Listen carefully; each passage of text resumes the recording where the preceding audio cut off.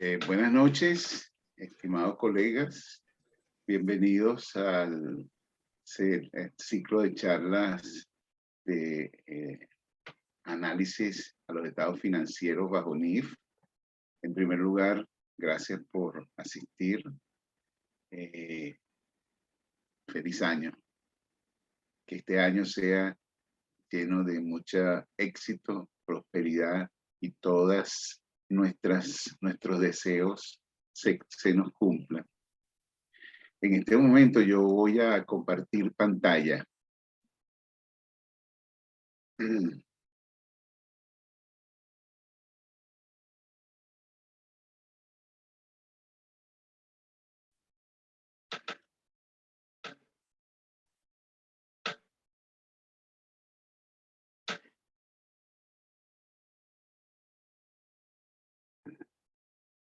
Bueno, siempre he estado comenzando con una reflexión de Albert Einstein, y en este momento, solo en momentos de crisis surgen las grandes mentes. Esos son unos mensajes maravillosos de Albert Einstein. El análisis de los estados financieros es parte del análisis de los negocios. Esta reflexión es porque los análisis de los estados financieros están enfocados directamente para la persona, el usuario que va a utilizarlo, pues. O sea, es decir, por eso es que se habla de negocio, pues, porque puedes tener un inversionista, puedes tener un proveedor, puedes tener un prestamista, un banco, y cada uno de ellos van a requerir el tema del análisis de los estados financieros e interpretados bajo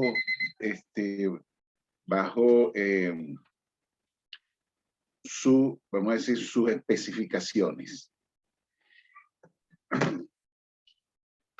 Como todos saben, yo soy Rafael López, soy creador del proyecto digital Finanzas en Blanco y Negro, el cual la semana que viene ya estará dentro de su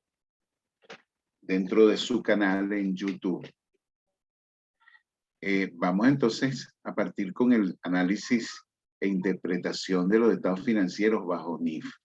Esto quedó la vez pasada, pues estos son el ciclo de charlas. No voy a mencionarlas todas, sino que hoy estamos básicamente estamos montados acá en el módulo 2, tipos de análisis de los estados financieros. Estamos entonces con el módulo 2, tipos de análisis de los estados financieros. En este módulo vamos a ver dos bloques. Vamos a ver el análisis financiero de la entidad. Vamos a tener un concepto, interesados, ventajas. Y vamos a ver técnicas de análisis, el análisis horizontal, el análisis vertical, ratios a corto y largo plazo y otros análisis. El análisis financiero nos permite realmente suministrar un diagnóstico acerca de la capacidad que tiene la entidad para generar utilidades o generar beneficios, y la capacidad que esta empresa tiene para cumplir con sus obligaciones a corto y a largo plazo. O sea que cuando estamos hablando de a corto plazo, es porque básicamente pues, los recursos que utilizan es en el periodo de 12 meses. El análisis financiero sirve de base pues, para la toma de decisiones, para continuar o mejorar la gestión del negocio, y sirve para la viabilidad hacia futuros futuras proyecciones, lo que piensa hacer la empresa hacia el futuro.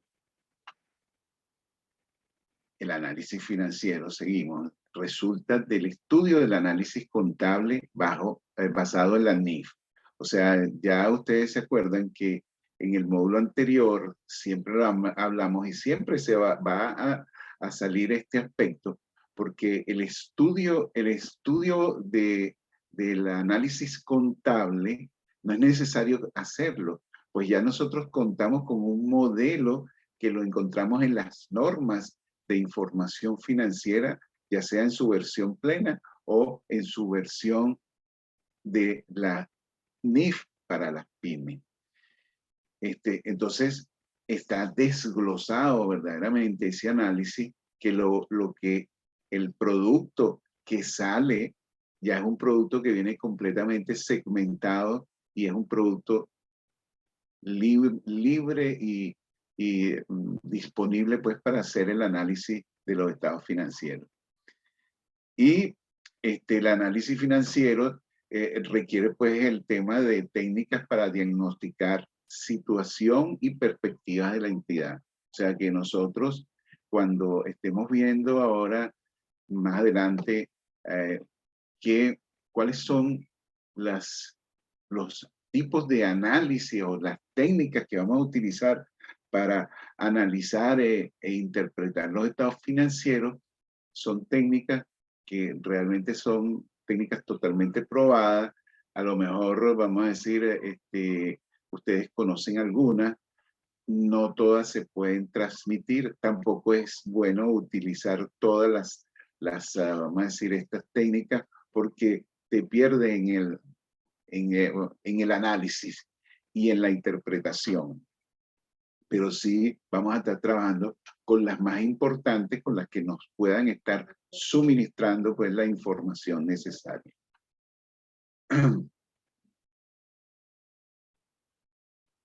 Y bueno, tenemos los indicadores financieros, los indicadores financieros y los índices financieros y las razones financieras. Estas son las técnicas básicas que nosotros vamos a estar estudiando para hacer los diagnósticos del análisis. El análisis nos va a proporcionar una explicación del estado actual y anterior de la entidad. Ayuda a un mayor conocimiento e identificación y de posibles amenazas y oportunidades. Beneficios del uso del análisis financiero. Bueno, se sirve pues básicamente para realizar los diagnósticos de la entidad. Tenemos que estar hablando de la salud financiera de la empresa, que es lo que nos está suministrando un estado financiero que es estático, que nosotros lo estamos analizando. Si fuéramos a decir, después de salida de la cocina, de que el contador lo firmó y fue aprobado, desde ese mismo momento debería pues de comenzar a hacerse, vamos a decir, el diagnóstico, pero siempre los análisis los presentan pasado de transcurrido cierto tiempo. Nos va a permitir pues ese diagnóstico, ese análisis nos va a permitir entender cuál es la situación actual y la situación previa que tuvo la empresa, la entidad. Y también va a apreciar pues la evolución temporal de la entidad analizada. O sea que nosotros cuando estamos haciendo comparaciones podemos determinar cuáles son las proyecciones, cuáles son las tendencias, y vamos a tener una base sólida para la toma de decisiones. Nosotros siempre nuestros estados financieros que son preparados directamente para suministrar información a los usuarios acerca de el estado de situación, el estado de resultado y de los estados de flujos de efectivo, para que los entes, los usuarios, puedan tomar decisiones económicas.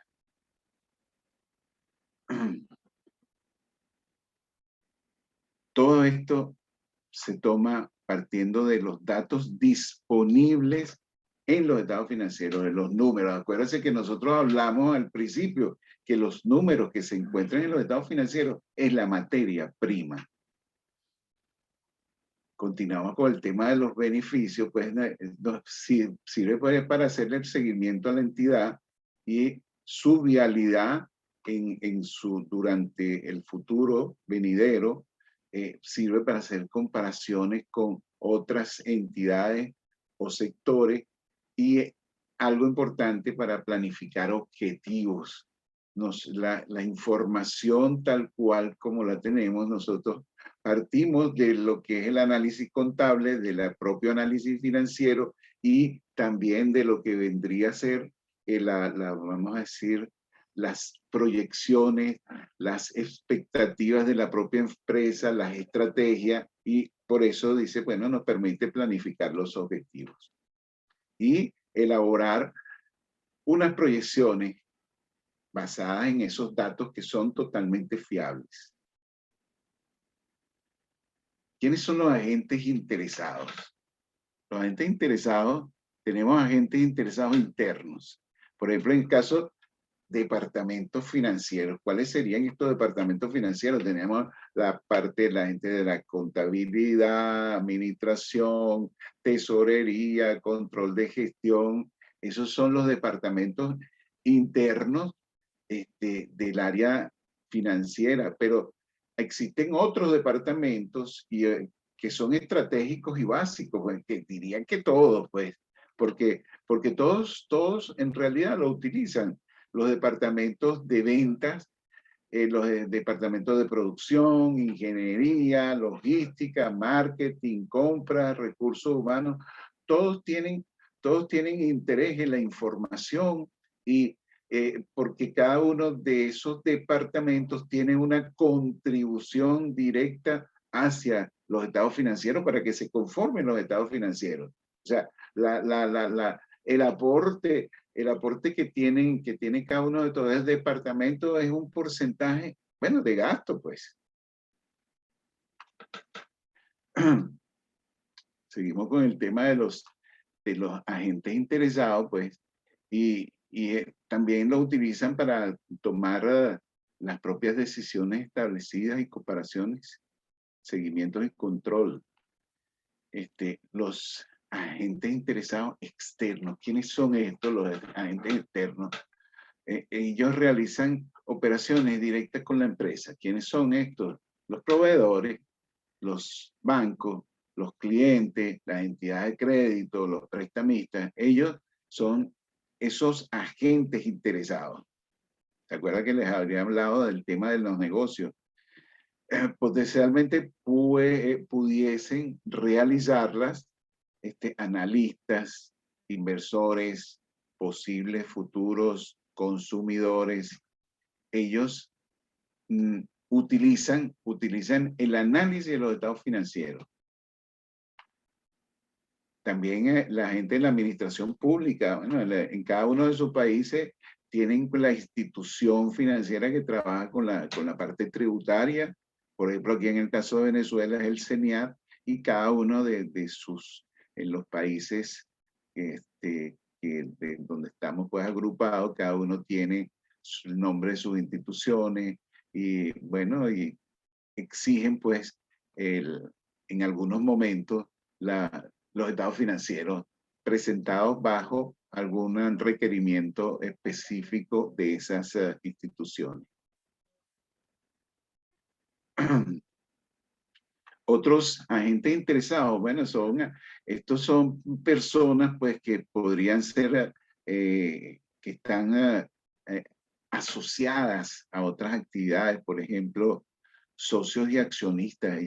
Los socios y accionistas, obviamente que les interesa conocer cómo va el negocio, y en especial los socios, los que más les interesa es cuánto está valorada las acciones de la empresa, cuánto estaría costando eventualmente la empresa.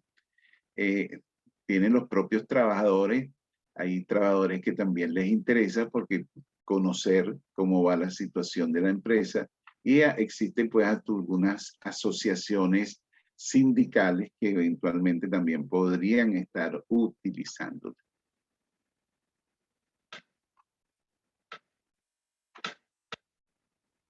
Técnicas de análisis.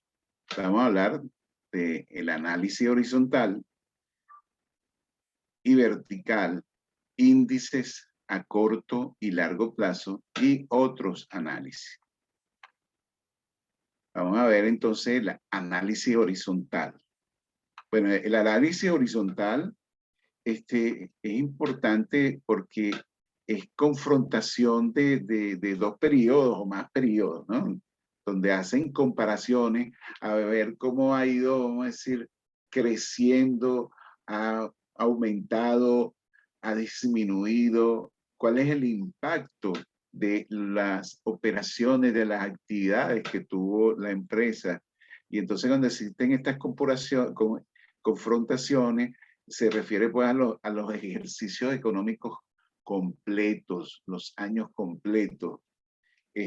Pero también pueden existir un análisis horizontal que sea parcial por días, semanas, meses, trimestres, o sea, sencillamente que pueda suministrar esa información. Ahora, ¿qué es lo que sucede? ¿Cómo se realiza el análisis horizontal? El análisis horizontal es que toma pues línea por línea de los estados financieros que van a estar en el análisis y entonces línea por línea que contenga las cifras de cada elemento que conforman el estado financiero y entonces esas cifras, ellas, vamos a decir, se van a ser utilizadas para hacer cálculos matemáticos. Ya vamos a estar viendo esa parte. Existen diferencias absolutas que están representadas directamente en unidades monetarias y también en cantidades. Pues obviamente cuando me refiero a unidades monetarias, para no estar hablando de una moneda en específico, entonces unidades monetarias es una unidad de medida universal y aplica pues para cualquier país. Luego también tenemos variaciones relativas que viene expresado pues, en porcentaje con respecto al primer periodo. Vamos a ver acá este ejemplo que aparece aquí, pues, donde tenemos aquí unos conceptos. El concepto diferencia absoluta es la partida del año posterior y misma partida del año anterior.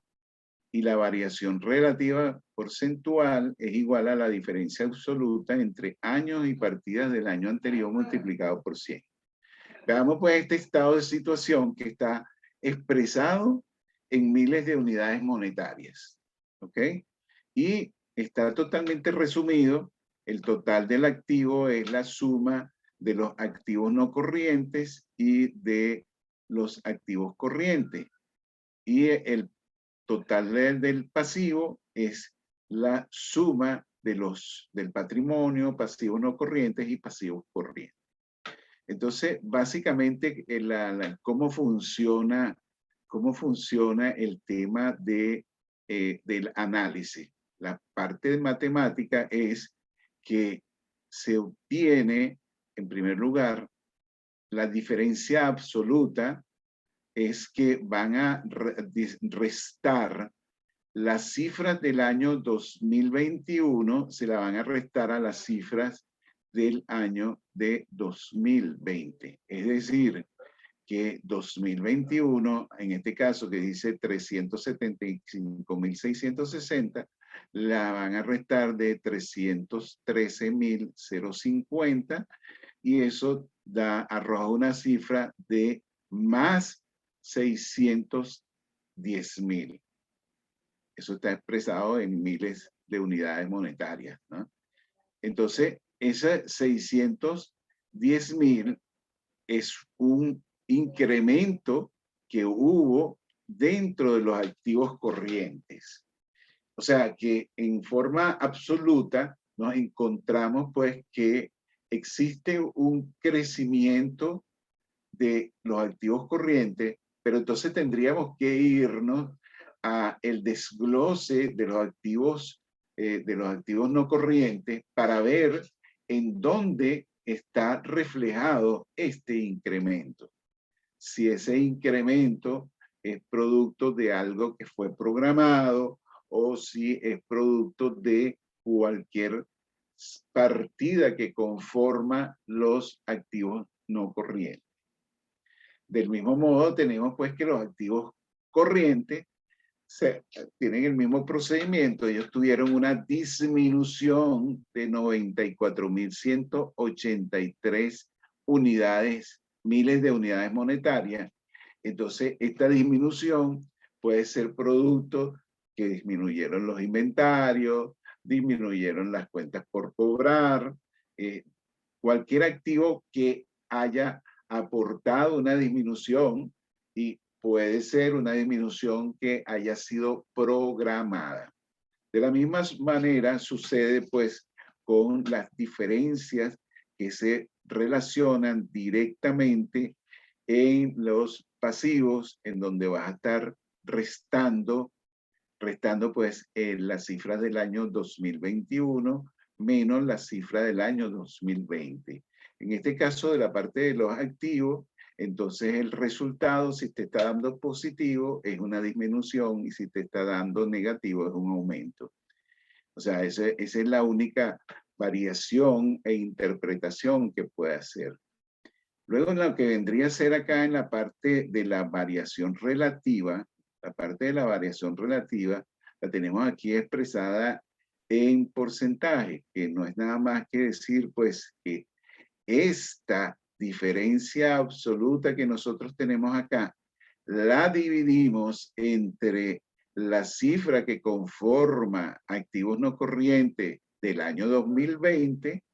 El resultado lo multiplicamos por 100 y nos arroja que esto es 20.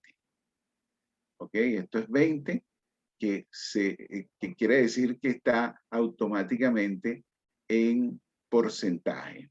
Pero si lo hacemos en el formato de porcentaje, en donde formateamos directamente nuestra cédula en Excel o en cualquier hoja de cálculo que exista, entonces al programar estas celdas en porcentaje, tiene ya automáticamente que al dividir esta cifra entre esta cifra, o sea, la diferencia absoluta entre el año de arranque, vamos a decir, el año base, el total va a arrojar directamente un porcentaje. Entonces, dentro del tema del análisis horizontal, que es lo que estábamos hablando, pues, ella lo que nos arroja son cifras frías. Estas cifras, cuando nosotros estemos hablando directamente del análisis horizontal, en donde vamos a estar viendo un ejemplo, entonces yo les voy a suministrar, vamos a decir, una tabla que te va a servir como una herramienta de trabajo para ubicar directamente en donde tú podrías encontrar esa variación que se ha presentado directamente, ese incremento o esa disminución dentro de los elementos que conforman los activos corrientes y los activos no corrientes.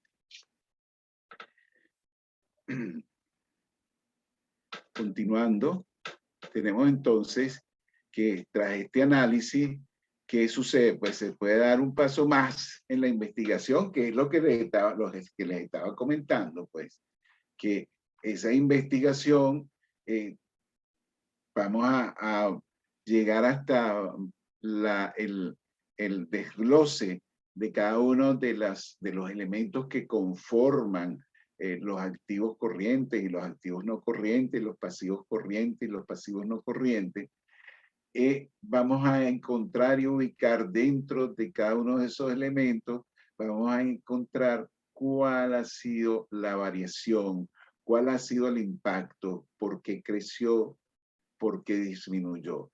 Cada uno de esos elementos tienen, vamos a decir, un impacto específico, donde llega y con esa herramienta que yo les voy a estar suministrando, esa herramienta lo que te va a permitir a ti es investigar, investigar cómo, cómo fue el impacto, qué es lo que sucedió y si ese impacto afecta a la salud financiera de la empresa. Ese es básicamente lo que estamos buscando a través del proceso de investigación de las cifras. Entonces, tenemos que ver si son, vamos a decir, si se mantienen en el tiempo, pues esas variaciones que se presentan, y adicionalmente, si es negativo, poder tomar medidas correctoras. O sea, en la parte negativa te va a dar la idea de cuáles son las correcciones que tú debes hacer para enderezar pues el camino que ha afectado directamente las cifras en los estados financieros. Vamos con el análisis vertical. El análisis vertical es, vamos a decir, es un análisis que utiliza y se evalúa pues directamente con un solo periodo. Y la virtud que tiene es que el análisis se toma directamente las cifras, vamos a decir, las cifras que componen el total de varios elementos. Por ejemplo, el total de los activos corrientes estaría formado por el efectivo, las cuentas por cobrar, los inventarios, etcétera. Pues entonces, y eso da la suma de cada uno de esos elementos, da el total de los activos corrientes. Entonces, cuando hablamos de ese que se evalúa un solo periodo, es que solamente se tomaría, en este caso que nosotros estamos viendo, se tomaría el año para cada uno de ellos, el 2020, entonces se evalúa el 2020 o se evalúa también el 2021, pero por separado.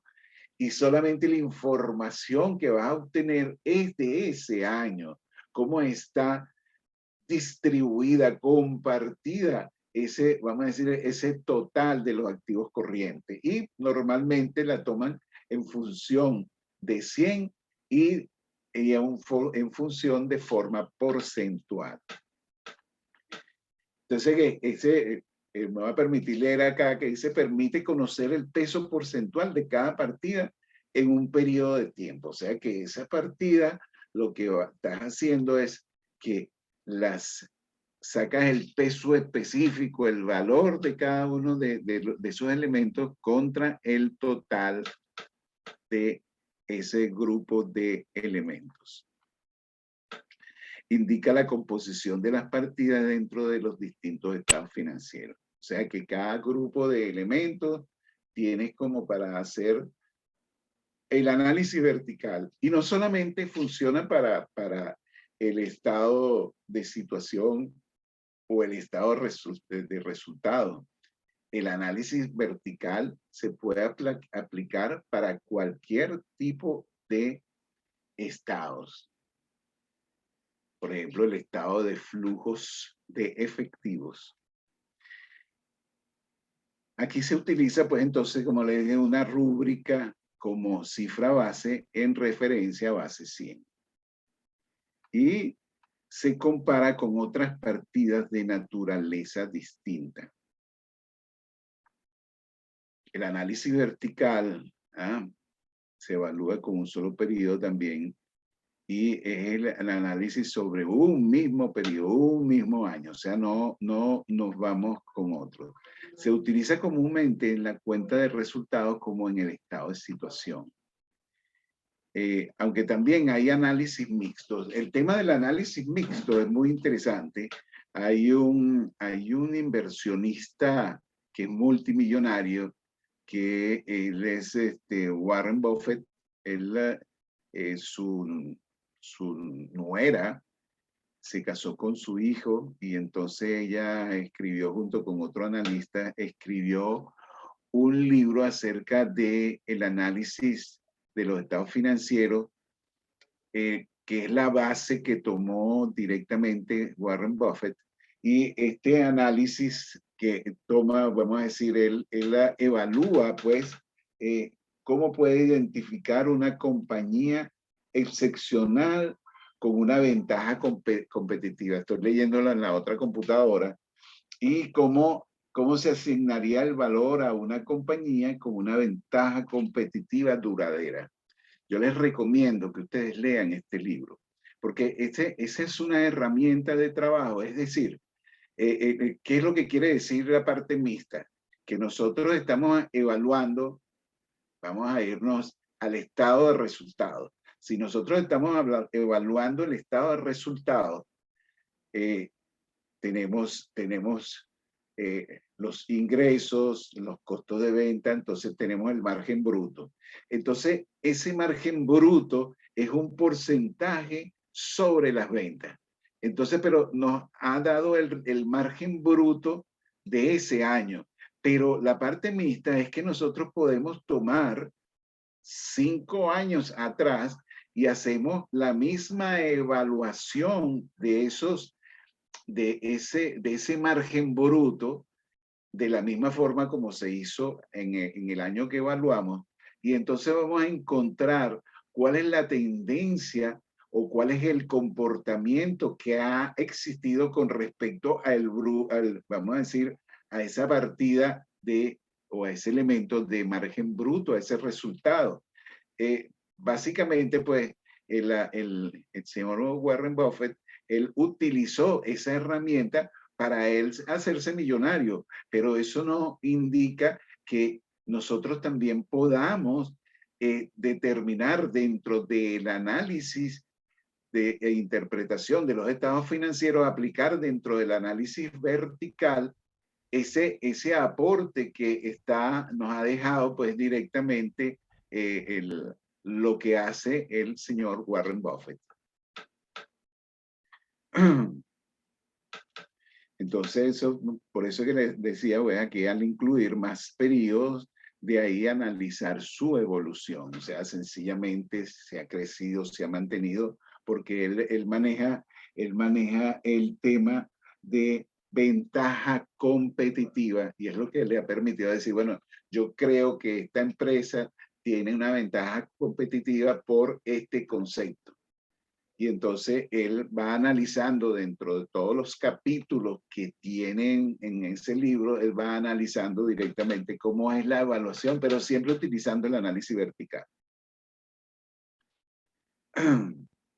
También se puede llevar pues a otros estados financieros u otro tipo de información contable, no necesariamente pues como decir destinado pues para el análisis de resultados o el análisis de situación financiera. El ejemplo, el peso, vamos a decir, el peso relativo porcentual es igual al importe de una rúbrica y el importe de la rúbrica base es 100%. Vamos a verlo por acá. Tenemos nuestro mismo estado de situación expresado en miles de unidades monetarias y estamos tomando pues el año 2020, que es un solo año. Y si se dan cuenta, entonces nosotros, ¿cuál es el análisis vertical que se ha aplicado acá? Que se ha tomado pues directamente como base 100 el total del activo. Entonces quiere decir que los activos no corrientes representan el 45.03% del total del activo y los 382.133,10 activos corrientes representan el 54,97%. La suma de ambas cifras da directamente 100.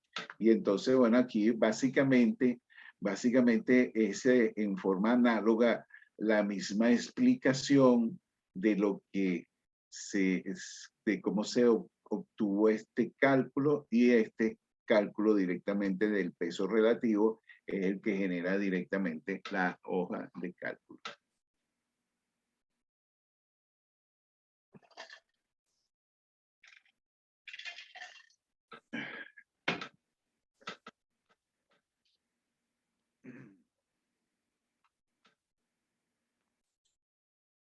Aquí seguimos entonces, dice el análisis de ratios. Aquí les voy a pedir permiso a ustedes, porque en el análisis de ratio hay mucha información, y esta es una información que tengo que leérselas. Me van a permitir leérselas, porque dentro de la lectura está totalmente la explicación de cada uno de estos ratios. Vamos a ver, el análisis de ratio se completa sin tomarlos aisladamente. Y cuando estamos analizando por ratio, es un complemento al análisis horizontal y al análisis vertical.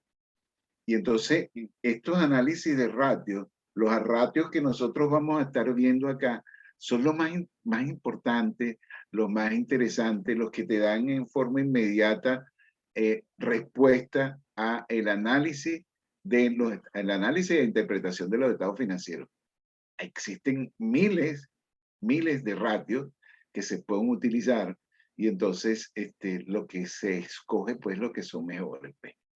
Esto, fíjese que los ratios, pues, son útiles para completar el diagnóstico que ya nosotros previamente hemos hecho. Facilita, pues, por si las tomas de decisiones. O sea, si tú tienes vamos a decir, ha hecho algún descubrimiento directamente dentro de la evaluación, en el análisis vertical o en el análisis horizontal, entonces, con la aplicación del análisis de los ratios, vas a encontrar que de repente hay alguna solución, alguna respuesta, alguna corrección que se puede hacer. Vamos a estudiar distintos tipos de ratios que pueden ser de corto plazo o de largo plazo. Y existen varios tipos de indicadores o razones divididas por distintas familias de ratios. ¿De acuerdo? Y yo he seleccionado, pues, las más representativas y comunes dentro de todas las categorías existentes. Fíjense ustedes, está el grupo, pues, de los indicadores que tenemos: indicadores de liquidez, indicadores de solvencia, indicadores de endeudamiento, indicadores de rentabilidad, indicadores de rotación de balance. Veamos, pues, entonces el análisis de ratio a corto plazo. Aquí tenemos entonces los indicadores de liquidez. Dentro de los indicadores de liquidez tenemos que la liquidez corriente es igual al activo corriente dividido entre el pasivo corriente. Pero ¿qué significado tiene esto? Es decir, se conoce también como solvencia a corto plazo o razón circulante, y mide la capacidad de hacer frente a sus obligaciones a corto plazo con activos corrientes como posibilidad de convertirlos en liquidez. Entonces, ¿qué significa esto? Cuando tú estás dividiendo la interpretación del activo corriente entre el pasivo corriente, tú dices que tú dispones de cierta unidad monetaria para cubrir las unidades monetarias de pasivo corriente. O sea, las deudas a corto plazo. Tú tienes activos, las unidades monetarias de activos te permiten para cubrir el pasivo corriente. Ese, vamos a decir, básicamente la interpretación de este activo. Ese te da la liquidez, y existe, vamos a decir, algún factor que dice que si es 1, tiene tal resultado, tal evaluación; si es 2, tal evaluación. Eso lo vamos a ver cuando estemos evaluando un caso de ejemplo, pues. La prueba del efectivo, pues, la prueba del efectivo es el activo disponible o el efectivo entre el pasivo corriente. ¿Qué quiere decir? Que ustedes saben que el tema de la liquidez es que cuando nosotros dividimos el monto que tenemos de unidades monetarias en efectivo, esas son las unidades monetarias que disponemos como para empezar a pagar los compromisos que tenemos a corto plazo. ¿Alguien tiene abierto el micrófono? Si por favor lo puede trancar, se lo agradecería. Es muy molestoso escucharlo. Aló, gracias, gracias, gracias por trancar su micrófono, muy amable. Entonces, esta prueba del efectivo es que básicamente lo que te da una respuesta inmediata de lo que tú puedes cubrir de pasivo corriente, las unidades monetarias que tú dispones en el efectivo para pagar las unidades monetarias de pasivo corriente a corto plazo que tú estás debiendo. O sea, el indicador anterior tomamos al activo corriente, pero quitamos todo aquello que no es efectivo. Por ejemplo, cuentas no disponibles, quedará el líquido inmediato, por ejemplo, máximo 2 días. O sea, ese máximo, ¿no? Lo que puedes cubrir es un poquitico, no cubre mucho, porque es el efectivo que tú tienes inmediatamente dentro de tu banco, dentro de tu cuenta.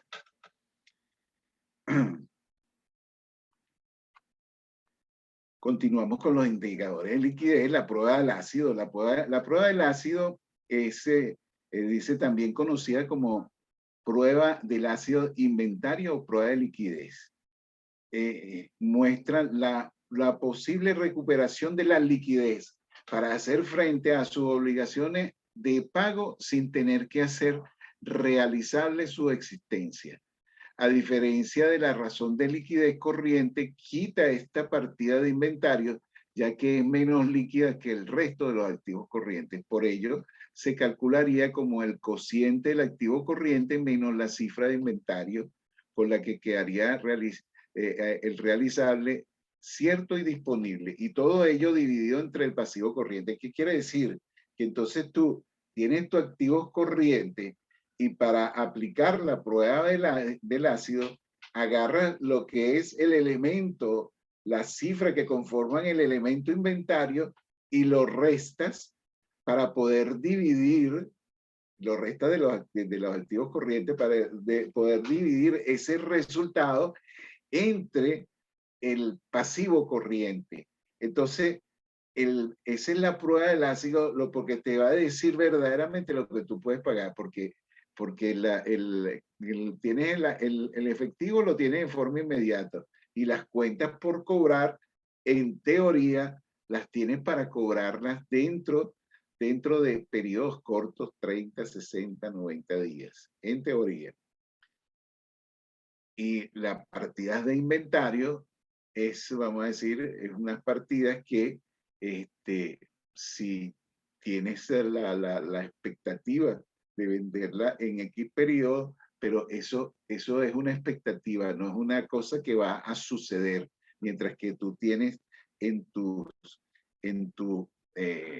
rubro, en tu elemento, cuentas por cobrar, tienes las partidas que tú puedes estar cobrando más las unidades monetarias que existen en el efectivo. Y entonces la prueba del ácido es activo corriente menos los inventarios y ese resultado lo vas a dividir directamente entre el pasivo corriente y el resultado pues que te está dando es las unidades monetarias que tú dispones para pagar el pasivo, las unidades corrientes de las unidades monetarias del pasivo corriente.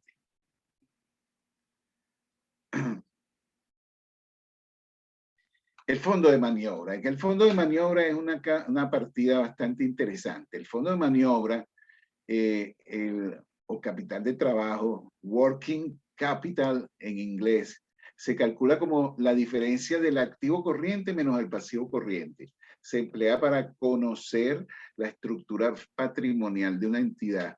Se le puede denominar también capital corriente. Si es adecuado, normalmente positivo, la entidad podrá atender de manera holgada sus obligaciones a corto plazo.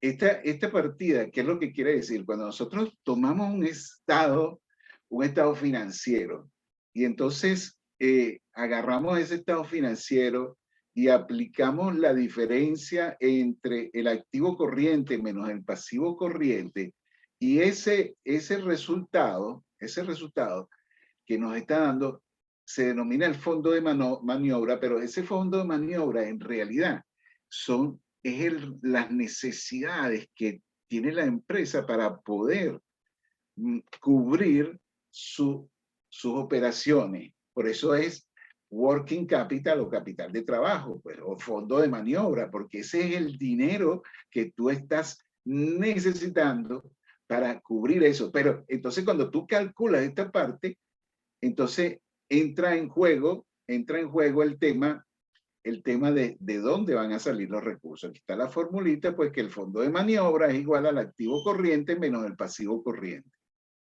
Pero, ¿qué sucede? ¿Qué sucede? Nosotros tenemos fondo de maniobra, tenemos aquí los estados financieros. Déjame ver cómo paro yo aquí esto para que no me continúe, porque no quiero que lo haga solito. Ay, Dios mío, perdónenme que tengo que regresar a esa lámina. No sé por qué ella llega y me lo hace. Ay. Pues, discúlpenme que aquí tengo que retroceder esto.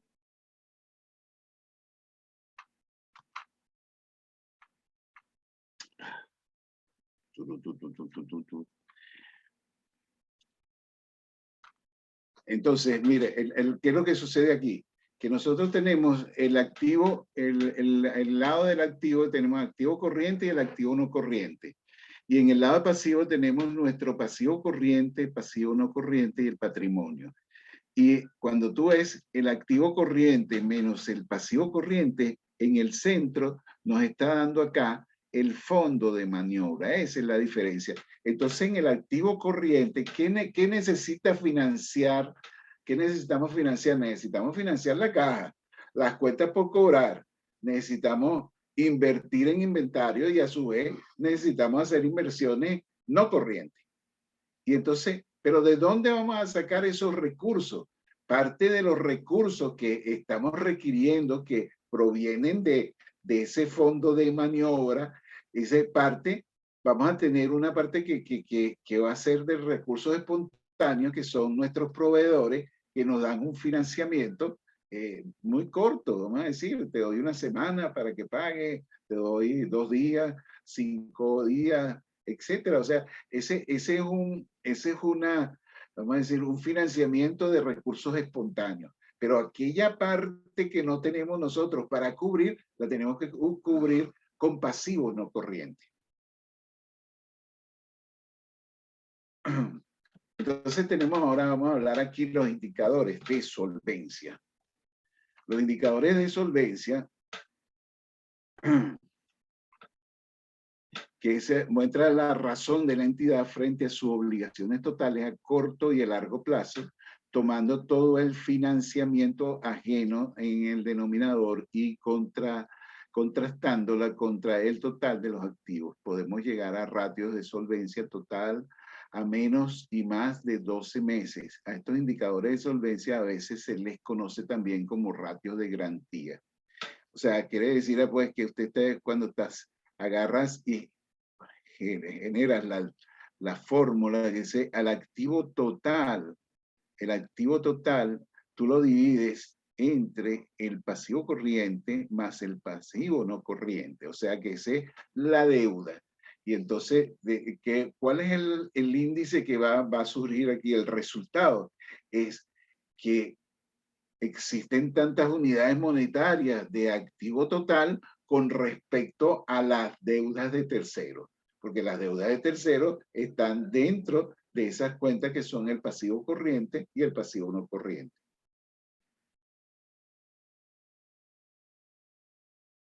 Los indicadores de endeudamiento. Tenemos pues el tema de los indicadores de endeudamiento. Mide básicamente el grado de endeudamiento y básicamente pues para hacerle frente con el patrimonio, que aquí lo tenemos que el ratio de endeudamiento es el pasivo corriente más el pasivo no corriente frente dividido entre el patrimonio. Aquí lo que estás haciendo es que los compromisos que tenemos a terceros lo dividimos contra el patrimonio y nos va a dar como resultado el ratio que puede ser en forma porcentual, pero también lo podemos medir en decir tantas unidades monetarias, pues. O sea, que decir, pues, que de la totalidad de deuda, comparándola contra el patrimonio, existe, pues, tanto de ese patrimonio que se encuentra en poder de que son, vamos a decir, se le debe, pues, directamente a los entes externos de la empresa. Pero comúnmente se habla de patrimonio y fondos propios, y conviene distinguir que el primero es más amplio que los segundos, pues además el capital, aportaciones de socios, reservas o beneficios no distribuidos que incluyen los fondos propios pueden ser incluidos con fondos de terceros no exigibles, como legados, subvenciones, que son no exigibles.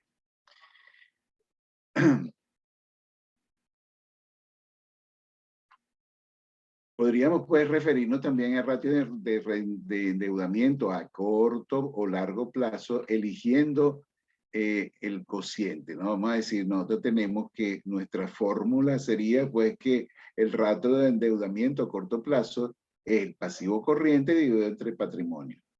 Y el de largo plazo es el pasivo no corriente dividido entre el patrimonio. Ese patrimonio, ¿no? Entonces, básicamente, que era lo mismo que estaba allá, pero en forma individual, que representa del pasivo corriente sobre el total del patrimonio. Y ese es el ratio de endeudamiento a corto plazo, de igual manera para el largo plazo. Tenemos aquí los indicadores de rentabilidad. El tema de la rentabilidad es bastante interesante, pues porque aquí básicamente entra en funcionamiento ¿cómo se llama? La rentabilidad económica, y es un ratio que también es conocido como ROA, que en inglés es Return on Assets. Y se calcularía como el cociente entre el beneficio y los activos globales. La rentabilidad económica de ROA es beneficio entre el activo total. Eso es lo que nos está diciendo, vamos a decir, del beneficio que genera la empresa, el ratio que está dando es las veces que estaría girando pues el activo total dentro de la empresa.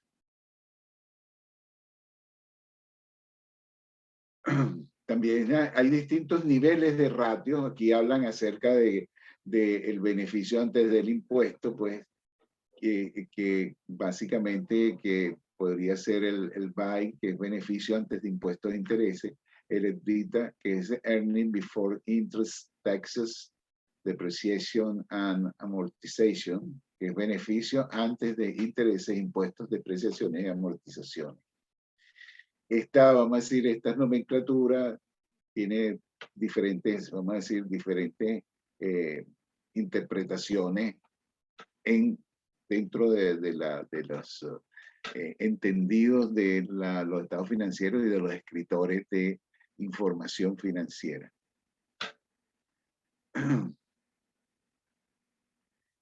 La rentabilidad financiera, los ratios de apalancamiento. El apalancamiento es básicamente, se imagínense ustedes que hay una roca en el camino y entonces tú necesitas mover la roca. Para mover la roca tú ¿qué haces? Le metes una palanca y colocas una piedra y la palanca. Bueno, eso es básicamente lo que sucede pues con los ratios de apalancamiento.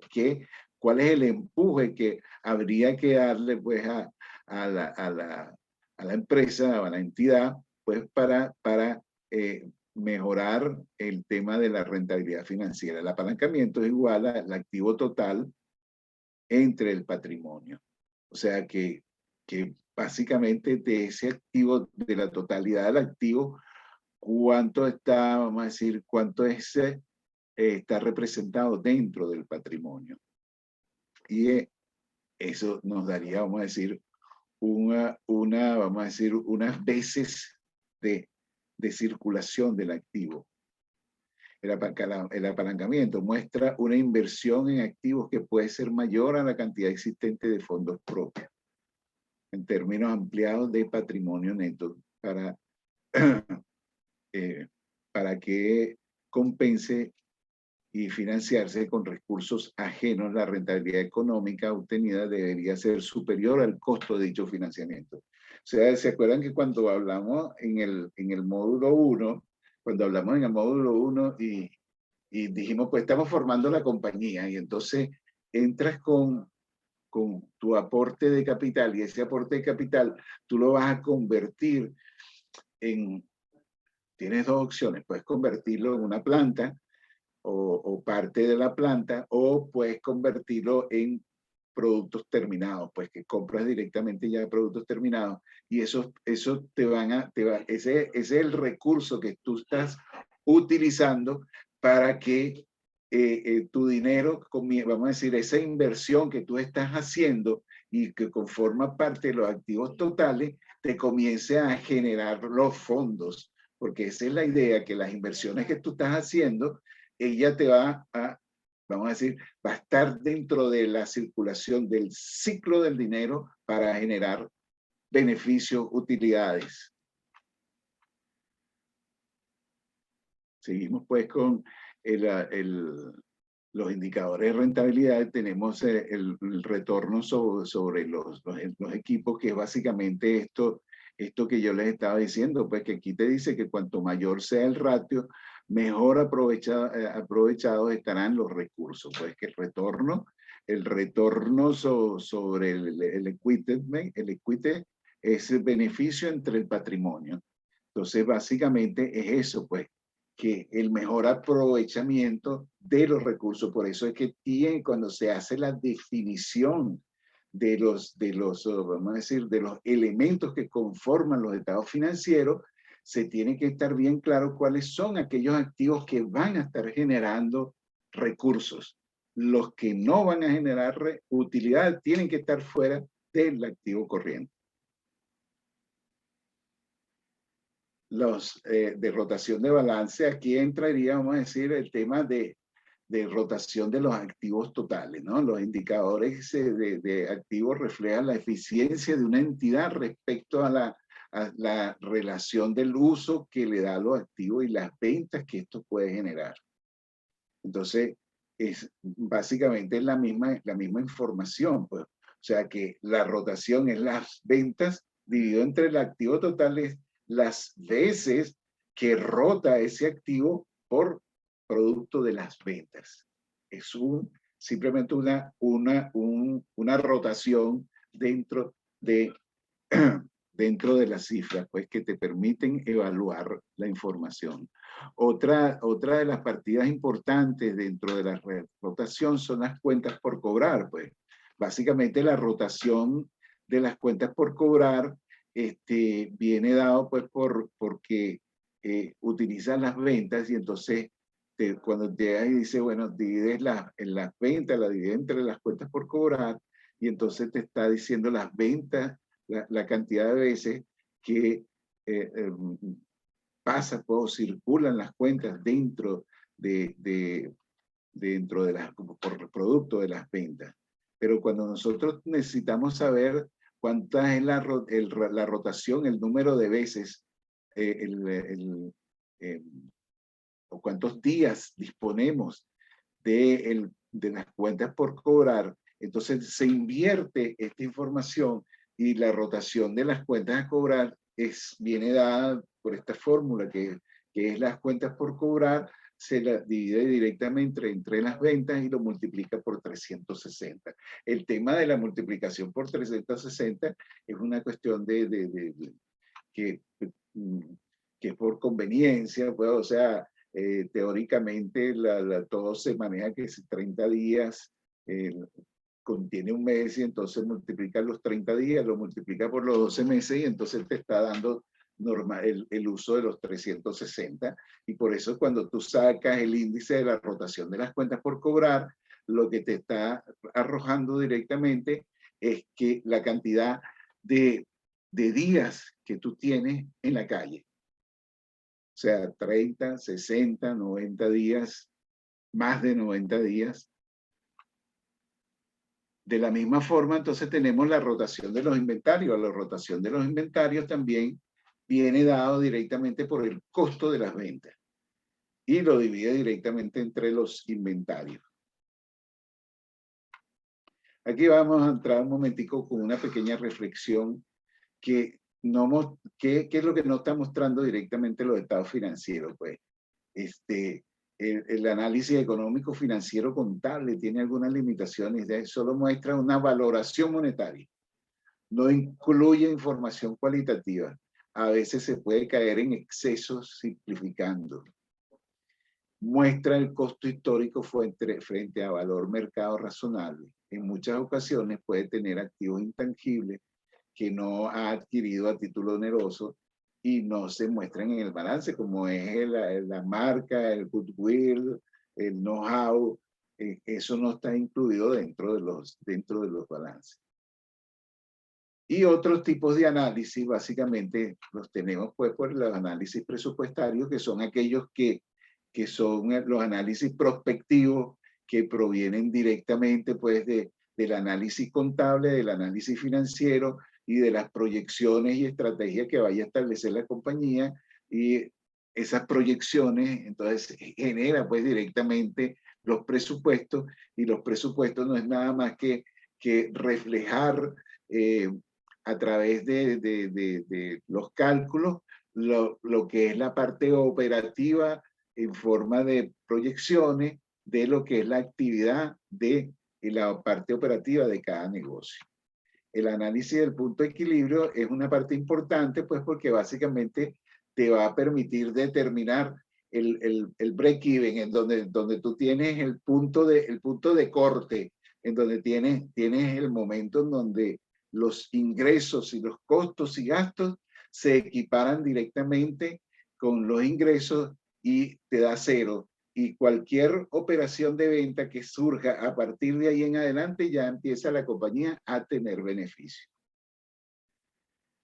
Otro tipo de análisis, bueno, que es el estado de los flujos de efectivo. Bueno, sencillamente el estado de los flujos de efectivo es uno de los análisis que es muy importante realizarlo, porque tú necesitas saber de dónde vienen los fondos, de dónde vienen esos recursos, de dónde, si la empresa dice que está obteniendo utilidades, y si esas utilidades, cuando tú llegas y las reflejas en el estado de flujos de efectivo, vas a encontrar que de repente las utilidades que hubo es producto de que se vendieron algunos activos que sacaron de circulación.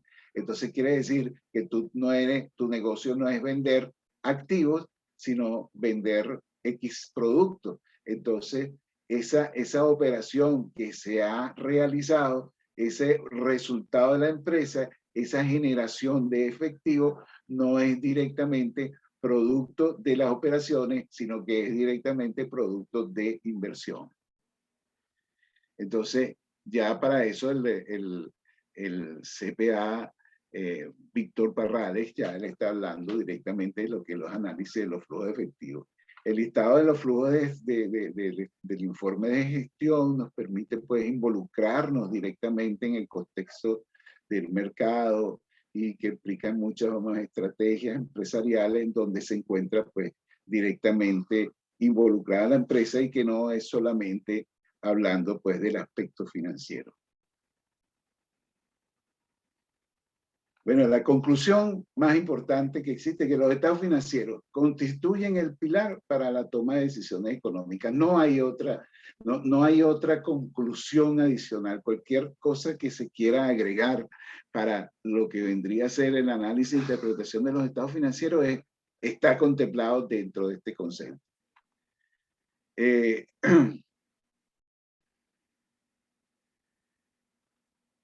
Eso debí corregir esa parte. Ya vamos a ver, el módulo 3 se refiere a el análisis vertical. Viene el proceso de preguntas y respuestas. Las preguntas, porque existen dudas, y las respuestas es blancas porque les vamos a dar la solución. Les doy muchísimas gracias por su atención. Voy a dejar de compartir pantalla en este momento y vamos a entrar en el proceso de preguntas. Estoy a la orden, espero cualquier pregunta de ustedes.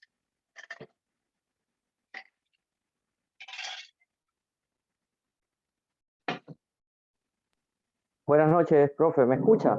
Sí, a la orden, Rubén, dígame. Profe, bueno, me gustó mucho la manera como abordó el tema, ¿no? Y más que últimamente me he dedicado a estudiar la taxonomía XBRL. Vi que usted en la estructura que mostró es activo desde el activo no corriente, luego el corriente, el patrimonio y el pasivo. Es lo que nos está invitando la taxonomía. Mi preocupación, porque todo va a partir de los estados financieros. Mi preocupación es que hay doctrinas, libros que todavía me leo de autores latinoamericanos y se sigue presentando la estructura tradicional de los estados financieros.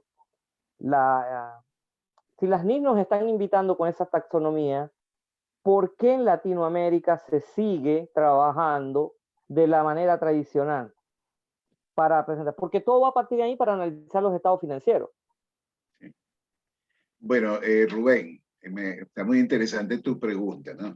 En realidad, vamos a decir, si la presentación de ese texto que está escrito, no rompe con lo establecido dentro de las normas internacionales de información financiera, ya sea para las plenas o ya sea para las NIF, para las pymes, si no rompe con los conceptos establecidos dentro de la presentación de los estados financieros. O sea, tú puedes llamar, dentro de los estados financieros, tú puedes decir activos circulantes, pasivos circulantes, pero ojo, esas definiciones que tú estás colocando del activo circulante o el pasivo circulante tienen que cumplir las definiciones establecidas en la sección 2 de la norma. Y no me recuerdo en este momento, creo que es la NIC 2 dentro de las plenas. Entonces, sencillamente existen unas definiciones de los elementos. En la NIC 1. La NIC 1. Entonces, en la 1, en 1 párrafo 54. Exactamente. Entonces, existen esas definiciones. Y vamos a decir, los que mantienen todavía esa nomenclatura es porque todavía, vamos a decir, hay muchos que no han aceptado, hay muchos países que no están casados en su totalidad con el tema de la aplicación de las normas. ¿Me entiendes? Porque tienen muchos, vamos a decir, muchas situaciones en donde se encuentran involucrados los efectos de la parte impositiva. ¿Me entiendes? Entonces en Colombia, en Colombia, vamos a decir, los contadores tienen una disputa con el tema de que tienen que presentar los estados financieros de acuerdo a como lo exige el organismo que controla la actividad tributaria. ¿Te respondí, Rubén? Sí, claro. De hecho, eso ha sido un problema porque para mí los planes de cuentas preestablecidos, allá es el decreto 2650, va más con fines tributarios que con fines financieros. Igual pasa en Perú. La taxonomía lo que viene es a romper ese paradigma. Yo siempre he dicho que la contabilidad tributaria y la financiera pueden convivir perfectamente. Para eso la NIC, vamos a la plena, para eso están las conciliaciones fiscales. Es decir, cuáles son esas diferencias temporarias, cuáles son las permanentes. Es decir, pero la preocupación viene dada porque es que no le están parando a la taxonomía y nos las están dando, porque el IFRS está trabajando en eso para tratar también de romper el paradigma de esa contabilidad tributaria que nos han metido en la cabeza, porque la información es financiera, tal cual como usted la acaba de presentar. Y si nosotros los contadores no estamos invitados a decirle desde las universidades, desde los diferentes foros, de que la información es financiera, no tributaria. Tributaria es para los entes de control. Así Y que es. los accionistas, y que los estados financieros son de propósito general, tal cual me lo dice la norma. Yo he leído, aquí está el profesor Ángel, creo que es Ángel María, y creo que lo vi, cuál es el por qué se sigue trabajando con esos planes de cuenta preestablecidos en Colombia y en muchos países latinoamericanos cuando la norma nos habla de conceptos y nos está dando una taxonomía. Claro. Sí, yo pienso que la situación viene dada, Rubén, por ese tema, pues que no está asumido completamente. Vamos a decir, en Venezuela cuando salimos de los principios de contabilidad generalmente aceptados, entonces, asumimos directamente las NIF como base, entonces nosotros tenemos la aceptación completa de nuestros estados financieros están ajustados de acuerdo a las normas internacionales de todos los estados financieros. Que tengamos que hacer conciliaciones bancarias, etcétera, bueno, esa es otra parte. Tenemos por allí a Diana Ahumada haciendo una pregunta y el amigo Ángel María Fierro también con una pregunta. Vamos primero con las damas. Con tu permiso, Ángel, vamos a dar la palabra a Diana. Diana, bienvenida. Muy buenas noches a todos. Qué pena no puedo encender cámara porque tengo una conexión muy débil donde estoy. Con respecto a lo que estaba diciendo el compañero, yo soy de Colombia y quería hacer una precisión. El decreto 2650 sí nos muestra una sugerencia de un plan de cuentas, el cual fue derogado a través del decreto único reglamentario 2420 de 2015, ¿sí? Que las casas de software en Colombia, porque yo he estado en procesos de implementación, he estado en los procesos con las super sociedades, con otras entidades y demás, y decir que todos en Colombia estamos utilizando el 2650, pues hay que mirar es en qué aspectos lo reflexiono desde mi perspectiva, estando en estos foros y demás, que no es que aquí es que estemos obligados a utilizar, más bien las casas de software en Colombia, para comodidad de ellos, lo que han venido haciendo es acomodar este plan único de cuentas sugerido, que vuelvo y repito, está derogado, y con este plan de cuentas han jalado las cuentas para tener un tema de tener una contabilidad bajo unos marcos internacionales contables reconocidos en Colombia y en un plan de cuentas fiscal. Pero estoy hablando de plan de cuentas, nunca contabilidad fiscal. ¿Por qué? Porque si vamos a los entes de control ante la Superintendencia de Sociedades, que es la que vigila como su nombre lo indica, las sociedades en Colombia, vigila e inspecciona. Superintendencia de Salud, estamos hablando también de la Superintendencia de Vigilancia, Superfinanciera y demás. Sobre los estados financieros de NIF son los que se presentan ante estos entes de control. Te quedan 30 segundos. Diana, por favor. Ok, perfecto. Y esa taxonomía es la que se saca. Que para efectos fiscales nosotros sí presentamos una conciliación fiscal y por eso se llama conciliación, porque tiene una contabilidad tributaria basada en la contabilidad financiera. Pero quería hacer esa precisión, el 2650 está derogado y digamos que es más por una conveniencia de las mismas casas de software que no han podido apartarse de esa situación, y hay software como Alegra que han tratado de impulsar que se maneje a través de nombres y no a través de códigos como veníamos acostumbrados en Colombia. Gracias. Gracias, Diana, muy amable. Ángel María, por favor. Bueno, tengo que compartir con ustedes esta experiencia. Soy muy amigo de la casa de software Sigo. No cobro publicidad. Consigo la última invitación que me hicieron Sigo utiliza el plan de cuentas, lo utiliza, pero también tiene un proceso de cuentas relacionadas. O sea que utilizando la taxonomía NID 2018, donde la colega Diana nos dice que son conceptos los que se consideran en la taxonomía, entonces el mismo software presenta estados financieros con propósito general en taxonomía NID 2018. Eso quería compartir con ustedes. Otro aspecto, una preguntita es que quisiera que me respondiera el colega Rafael, es que yo estoy confundido o siempre he manejado razones financieras e indicadores financieros. Así como usted manejó análisis horizontal en valores absolutos y en valores relativos, nosotros los indicadores,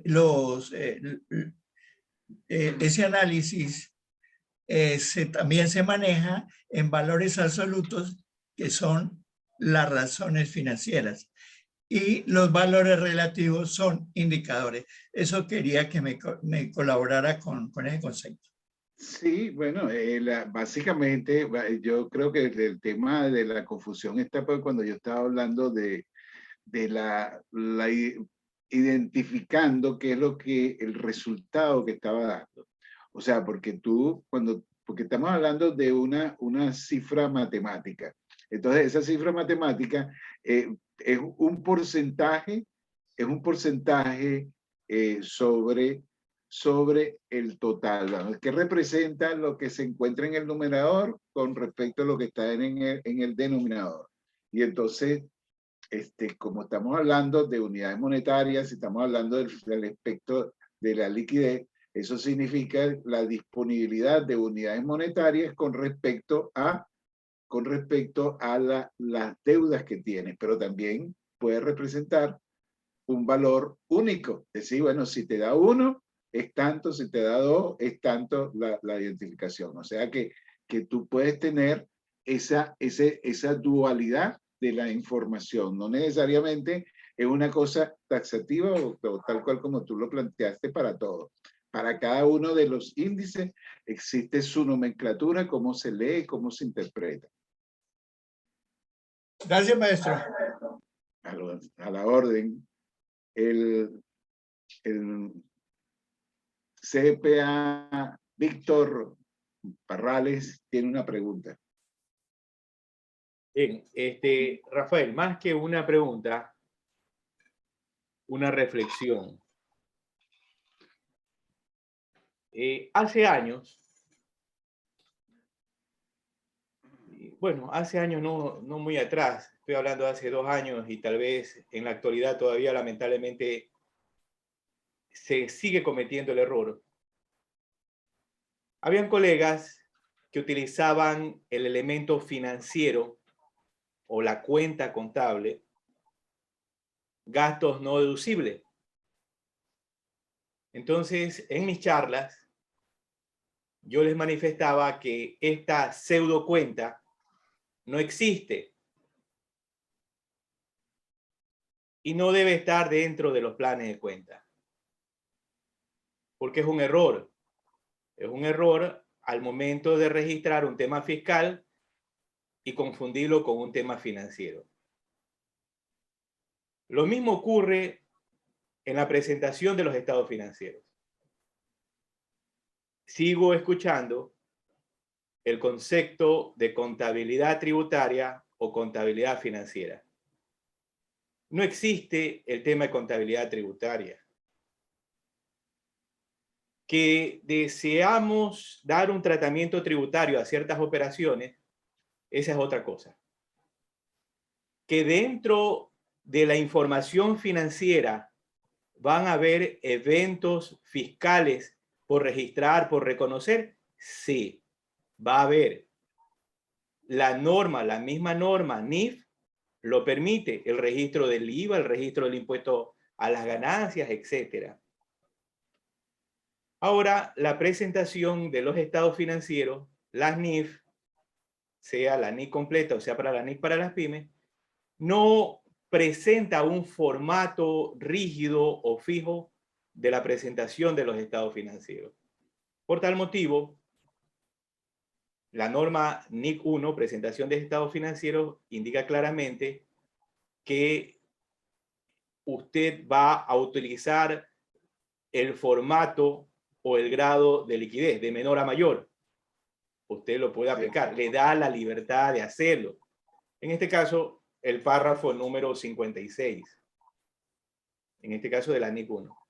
Ahora, bien decía Rubén, nosotros preparamos la información financiera de acuerdo a un marco de información financiera, sea PCGA, sea NIF, sea la norma doméstica, el tratamiento de la norma doméstica, que lo exija ese país.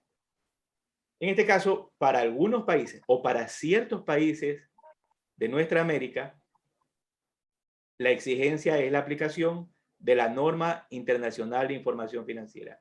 Quede ahí, si hay divergencias entre lo contable y lo tributario, bien lo dijo Rubén, se aplica lo que se conoce como la conciliación tributaria para establecer, en este caso, la base imponible y hacer el pago que corresponda al fisco a través del impuesto ya que se liquida, ¿no?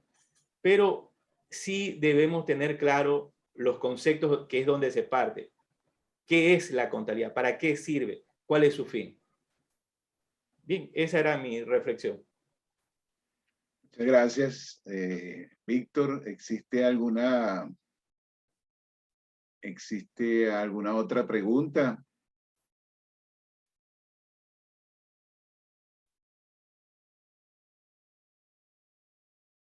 Bueno, ¿no existe alguna otra pregunta? Bueno,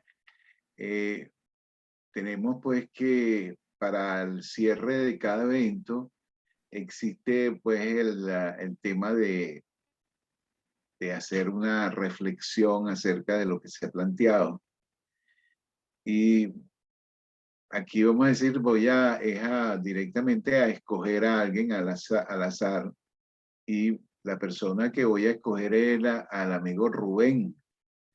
Rubén, básicamente te estoy escogiendo y te explico un poco cuál es la idea. Pues, o sea, tú vas a disponer de 2 minutos para dar una reflexión acerca de lo que se ha hablado aquí directamente en esta charla, acerca de las técnicas para el análisis de los estados financieros bajo NIF.